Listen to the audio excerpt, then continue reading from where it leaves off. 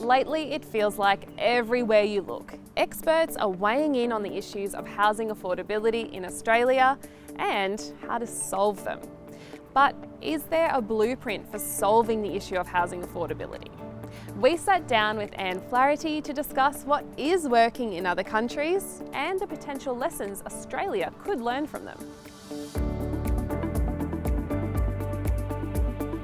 So Anne, in your experience, we're definitely struggling with housing affordability in Australia. Do you see any other countries also struggling with a similar sort of issue? Housing affordability is an issue in a lot of different countries, particularly countries that, like Australia, have been seeing really strong population growth.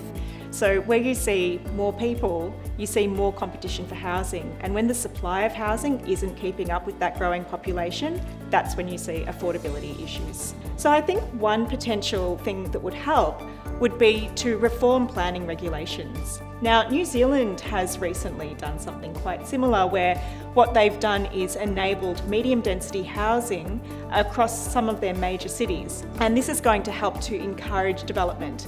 So something similar in Australia could potentially help. I think another area that needs looking at is the time it takes to actually get approval for a development in Australia. There's a lot of red tape throughout this process that could potentially be made more efficient, that would enable properties to be built more quickly and really help bolster supply. In terms of other things that New Zealand, say, are doing really well, how do you think we here in Australia can learn from that? Well, another interesting concept is something called build to rent. Right. Now, this would be a good thing for people who maybe aren't looking to buy a home but are looking for a bit more security in their rental properties, where tenants have more security of tenure. Often they're higher end developments as well. And I think that by enabling more build to rent properties to come in Australia, that would really help tackle the shortage of housing that we have. So we are starting to see state governments around Australia do things to incentivise or reduce the taxes on build to rent for developers, but there's still a long way to go.